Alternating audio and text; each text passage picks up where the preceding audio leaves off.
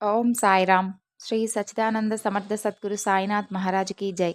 మన సాయి కుటుంబ సభ్యులందరికీ నమస్కారం అండి. ఎలా ఉన్నారు, ఏం చేస్తున్నారు? మీ అందరూ కూడా సంతోషంగా, క్షేమంగా, ఆరోగ్యంగా ఉండాలని, సాయినాథుని యొక్క ఆశీస్సులు మనపై ఎప్పుడూ ఉండాలని మనస్ఫూర్తిగా ఆ సాయిని వేడుకుంటూ, ముందుగా అందరికీ గురువార శుభాకాంక్షలు. అందరూ కూడా బాబాగారి పూజ చేసుకున్నారు అనుకుంటున్నానండి. బాబాగారి ఆశీస్సులు మనపై, మన కుటుంబంపై ఎల్లవేళలా ఉండాలని మరొక్కసారి ఆ సాయిని వేడుకుంటూ ఈరోజు వీడియోని మొదలు పెడుతున్నాను.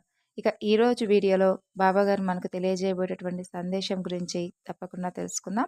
అంతకన్నా ముందు మన ఛానల్ ఎవరైనా కొత్తగా చూస్తున్నట్లయితే ఛానల్ను సబ్స్క్రైబ్ చేసుకోండి. వీడియో కనుక నచ్చినట్లయితే లైక్ చేయడం మాత్రం మర్చిపోకండి ఫ్రెండ్స్. ఇక బాబాగారి సందేశం గురించి తెలుసుకుందాం. నీకోసమే ఈరోజు ఒక మంచి తీయని కబురుతో నీ సాయి నీ ముందుకు వచ్చాడు. ఈ సందేశాన్ని నీ ముందుకు తీసుకొచ్చాడు.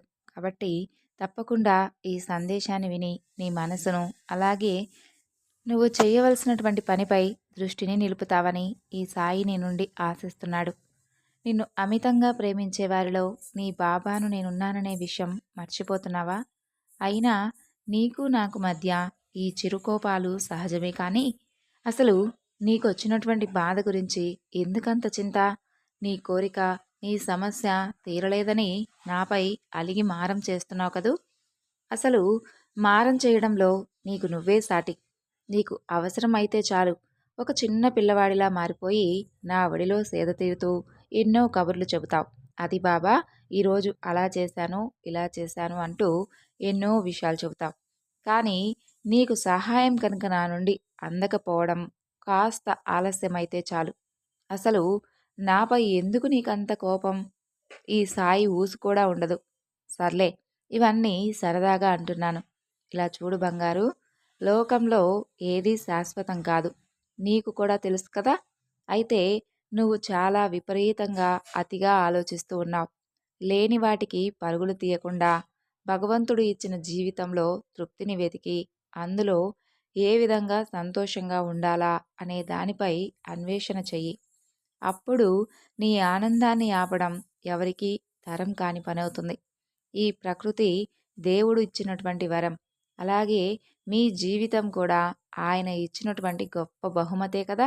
మరి దానిని జాగ్రత్తగా అమలుపరుచుకుంటూ సంతోషంగా ఉండక ఎందుకు లేని ఆనందాల కోసం మనశ్శాంతిని కూడా కోల్పోతున్నావు? నీకు నీ సాయి ఏం చేస్తే నచ్చుతానో తెలుసా? నువ్వు అడిగింది అడగగానే నిమిషాలలో నీ కోరికను, నీ సమస్య నుండి నిన్ను బయటపడవేస్తే నీకు బాగా ఈ బాబా మేలు చేసినట్లుగా భావించి ఇంకాస్త ఎక్కువగా నువ్వు నన్ను ప్రేమిస్తూ ఉంటావు. నీ కష్టం కనుక కాస్త ఎక్కువ అవ్వడం ప్రారంభిస్తే చాలు, ఆ నిమిషమే నన్ను ద్వేషిస్తూ నాకెందుకు ఈ జీవితాన్ని ఇచ్చావు బాబా అంటూ వెంటనే నీరసించిపోతావు. సంతోషం, ఆనందం, అలాగే దుఃఖం ఇవేవి కూడా ఎవరికీ శాశ్వతంగా నిలిచిపోవు. ఈ నిమిషంలో సంతోషంగా ఉన్నవారు మరు నిమిషంలో దుఃఖించవచ్చు. ఇప్పుడు దుఃఖంతో ఉన్నవారు మరు నిమిషంలో ఆనందించవచ్చు. అదంతా వారి యొక్క కర్మానుసారం జరుగుతూ ఉంటుంది. కర్మను తప్పించుకోవడం దేవతల తరం కూడా కాదు. కాబట్టి ఇంకా నువ్వు దేని గురించి ఎక్కువగా ఆలోచించనవసరం లేదు. నీవు కర్మను అనుభవిస్తున్నప్పుడు కూడా భగవంతుని సహకారం నీకు ఎల్లవేళలా ఉంటుంది. ఆ సమయంలో నీకు ఎవరి తోడు ఉండకపోయినా ఒక కనిపించినటువంటి శక్తి మాత్రం నిన్ను చాలా జాగ్రత్తగా కనిపెట్టుకుని ఉంటుంది. అదే భగవంతుని శక్తి. నీ మనసులో ఉన్నటువంటి మనోవేదన అంతా నాకు తెలుసు. నువ్వు కుమిలిపోవడమే తప్ప, నువ్వు ఎక్కువగా ఆలోచిస్తూ ఆరోగ్యాన్ని పాడు చేసుకోవడమే తప్ప ఇంకేమీ లాభం ఉండదు. అంతగా ఆలోచించే ప్రయత్నం చేయవద్దు. లోకంలో కనీసం అసలు వసతి, తిండి, కట్టుకోవడానికి కనీసం బట్ట, తలదాచుకోవడానికి కాస్తంత స్థలం కూడా లేనటువంటి అభాగ్యులు ఎందరో ఉన్నారో తెలుసా నీకు? వారందరినీ ఒక్కసారంటే ఒక్కసారి నీ దృష్టిలోకి అలా తెచ్చుకో. వారందరిలోనూ నేను లేను కదా అని సంతోషించు. అదే ధైర్యాన్ని తెచ్చుకో. అలాంటి జీవితం నీకు రాలేదు కదా అని సంతోషించు. వారు అనుభవించే కష్టం కన్నా నీదొక కష్టం కాదని తెలుసుకో. ఆ తరువాత ఆలోచించు. వారి కష్టం ముందు నీ కష్టం, నీ సమస్య ఏ పాటిదో అనేది నీకే అర్థమవుతుంది. అంతేకాని లేని వాటి కోసం పరుగులు పెడుతూ ఉన్నటువంటి విలువైన జీవితాన్ని, ఉన్న ఆనంద క్షణాలను దూరం చేసుకోవద్దు. ప్రతిరోజు నీవు నాకు ఎన్నో విన్నవించుకుంటూ ఉంటావు. అలాగే నీ సమస్యలను, నీ కోరికలను ప్రతి నిమిషం నాతో పంచుకోనవసరం లేదు. ఒక్కసారి చెబితే చాలు. ఈ బాబాకు అన్నీ గుర్తుంటాయి. బాబా, నా సమస్యే, ఇది నా కోరికే, ఇది అంటూ ఒక్కసారి చెప్తావు కదా, అది చాలు. ఇక ఆ సమస్య గురించి మర్చిపో. నీ పని యందు నువ్వు శ్రద్ధ వహించు. అది ఎప్పుడు నీకు ఇవ్వాలనేది నాకు బాగా తెలుసు కదా. అప్పుడు ఆ సమయం రాగానే తప్పకుండా నువ్వు నన్ను అడగకపోయినా క్షణాల్లోనే నీకు అందేలా చేస్తాను. దేనికైనా కానీ కాలమే కదా సమాధానం చెబుతుంది. అయినా నీకు ఎంతటి భాగ్యవంతమైనటువంటి జీవితాన్ని ఇచ్చినా నువ్వు ఏదో కోల్పోయినట్లుగా ఎప్పుడూ ఎక్కువగా ఆలోచిస్తూనే ఉంటావు. అప్పుడు నీకే అవగతమవుతుంది. ఒక్కసారి ఆలోచిస్తే, ఆరోగ్యాన్ని ఇచ్చాను, తిండికి బట్టకు లోటు లేకుండా చేస్తున్నాను, ఇవి చాలవా? ఇంకా నీ కుటుంబాన్ని పోషించే శక్తిని నువ్వు చేసే ప్రయత్నం మీదనే ఆధారపడేలా ఉంటుంది కదా. అందుకు నేను కేవలం నిన్ను ముందుండి మాత్రమే నడిపిస్తాను. అంతవరకే నాది బాధ్యత. తర్వాత చేయవలసినటువంటి కష్టమంతా పూర్తిగా నీదే. అప్పుడు నీకు కూడా కష్టంలో వచ్చేటటువంటి ఆనందం ఏమిటో, ఆ విలువేమిటో అర్థమవుతుంది. కాబట్టి ఎక్కువగా దేనికి తొందరపడవద్దు. పనిలో ఆలస్యం అవుతుందని నిరాశ చెందవద్దు. ప్రతి పని వెనుక ఒక పరమార్థం ఉంటుంది. ఆలస్యంగా అయినా సరే నీ గమ్యాన్ని నువ్వు చేరుకోవడమే కదా ప్రథమ కర్తవ్యం. కాబట్టి ఎందులోనూ తొందరపడి నిర్ణయాలు తీసుకోవద్దు. నిన్ను ఇలా చూస్తూ ఉంటే నాకు నిజంగా చాలా బాధగా ఉంటుంది. నువ్విలా దుఃఖంతో, మనసు నిండా నీ బాధలతో సతమతమవుతూ ఎవరికి చెప్పుకోవాలో, ఏం చెయ్యాలో తెలియనంత దీనస్థితిలో అయితే నువ్వు లేవు. కాబట్టి నాకు నీ గురించి అంతా తెలుసు. చిన్న చిన్న సమస్యలకే అలా కృంగిపోతే ఎలా చెప్పు? ఏ సమస్య వచ్చినా సరే నీకు ఏదో ఒక పాఠమైతే నేర్పించే వెళుతుంది.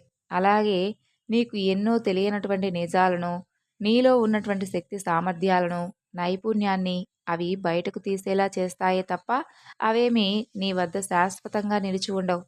సమస్య అంటూ వచ్చినప్పుడే నీలో ఏదో తెలియనటువంటి శక్తి దాగి ఉందని, అలాగే ఏదో పట్టుదల, ఏదైనా చేయగలిగినటువంటి ధైర్యం నీకు నేర్పిస్తుంది. అప్పుడే నీకు సొంత ఆలోచనలు చేసి ముందుకు సాగేటటువంటి ఒక గొప్ప కర్తవ్యాన్ని నీకు బోధపరిచేలా సహాయం చేస్తుందే కానీ నీకు ఎప్పుడూ అవి ప్రమాదం వాటిల్లేటటువంటి పెద్ద పెద్ద కష్టమైతే రావు. ఒకవేళ అలాంటి కష్టాలే నీకు కలిగితే ఈ సాయిని నేను చూస్తూ ఉంటానా? ఒక్కటైతే బాగా గుర్తుంచుకో. మీ సంతోషమే భగవంతుడి సంతోషంగా భావిస్తాడు. నీలో దాగి ఉన్నటువంటి ఆ పరమాత్మ నువ్వు కష్టంలో ఉంటే ఆయన కూడా కష్టంలో ఉన్నట్లే కదా. నీ మంచి కోసం నిన్ను కంటికి రెప్పలా కాపాడుతున్నటువంటి ఆ భగవంతుడికి నీవు ముందు కృతజ్ఞతలు చెప్పుకో. ఇంకా కొందరితో ఆరోపణలు చేయవలసినటువంటి సమయాలు కూడా వస్తాయి. కానీ నువ్వు మాత్రం వారితో మృదువుగా మాట్లాడు. ఇతరుల మనసును జయించు. ఒంటరిని అని ఎప్పుడూ అనుకోవద్దు. నీ సాయి లేనటువంటి ప్రదేశమే లేదు. అడుగడుగునా నీ సాయి లీలలు నీకు అనుభూతినిస్తాయి. నీ సాయి నీతోనే ఉన్నాడని నమ్ము. అలాగే ముందుకు సాగు. నేను నీకు ధైర్యాన్ని, స్థైర్యాన్ని ఇస్తాను. సమస్య నుండి బయటపడేటటువంటి తెలివితేటలు ఇస్తాను. సమయస్ఫూర్తితో మెలిగే చాతుర్యాన్ని ఇస్తాను. నిన్ను కనిపెట్టుకుని ఉండేటటువంటి ఈ సాయిని నేనే. నువ్వు నాకు ఏమి ఇవ్వకపోయినా పర్వాలేదు, కానీ నమ్మకాన్ని మాత్రం కోల్పోవద్దు. కన్ను తెరిస్తే జననం, కన్ను మూస్తే మరణం అని అన్నారు కదా. మరి ఈ జనన మరణాల మధ్య ఉన్నదే జీవితం. అది అంత తేలికైంది కాదు. ఈ జీవన ప్రయాణంలో అనుక్షణం కష్టనష్టాలు వస్తూనే ఉంటాయి. ముళ్ళు రాళ్ళు ఎదురవుతాయి. కొందరు వ్యక్తులు రాక్షసుల్లా ప్రవర్తిస్తుంటారు. ఆటుపోట్లు సమస్యలు వస్తూ ఉంటాయి. అంత మాత్రాన మీ జీవితం నుండి మీరు పారిపోలేరు. ఎంతటి ఆపద సమయాల్లో అయినా సరే నా భక్తులు మాత్రం నన్ను స్మరించుకుంటూనే ఉంటారు. నమ్మిన వారి పట్ల అండగా నేనెప్పుడూ నిల్చొని ఉంటాను. కొండంత ధైర్యాన్ని ఇస్తాను. కష్టాల నుండి గట్టెక్కిస్తాను. కాబట్టి నిశ్చితంగా ఉండు. నేనున్నాను కదా. నీ పరిస్థితులన్నీ చక్కబెడతాను. నీకు చక్కని జీవితం, నీవు ఎదురు చూసేటటువంటి ఆ ఉద్యోగం తప్పకుండా నీకు వస్తుంది. చివరకు నువ్వు సంతోషంగా ఉంటావు. మీ తల్లిగారిని నిరంతరం గుర్తుకు చేసుకుంటూ ప్రతి పని అమ్మకు చెప్పి చెయ్యి. అమ్మ ఆశీర్వాదం ఉంటే తర్వాత ఏదైనా ఎంత పెద్ద సంకల్పం అయినా తప్పకుండా సిద్ధిస్తుంది. సమయం గడిచిపోతున్న కొద్దీ ఆందోళన ఎక్కువవుతుంది కదూ! కాబట్టి నువ్వేమీ భయపడిన అవసరం లేదు. కంగారు లేదు. సమయానికే అన్నీ అందుతాయి. నీ సాయిని చెబుతున్నాను. ప్రశాంతంగా ఉండు.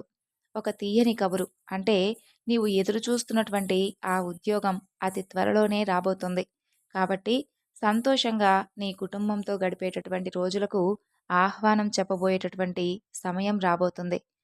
కాబట్టి ఇకనైనా ఎక్కువగా ఆలోచించకుండా సంతోషంగా ఈ సాయినామ స్మరణతో ఎప్పుడు నీకు ఆ మంచి రోజులు వస్తాయా అని ఆశగా ఎదురు చూస్తూ ఉండు. సో విన్నారు కదండి ఈరోజు బాబాగారి సందేశం. ఈ సందేశం మీ అందరికీ నచ్చింది అనుకుంటున్నాను.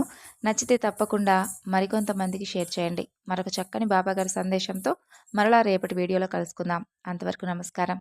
ఓం సాయిరామ్. సర్వే జనా సుఖినో భవంతు.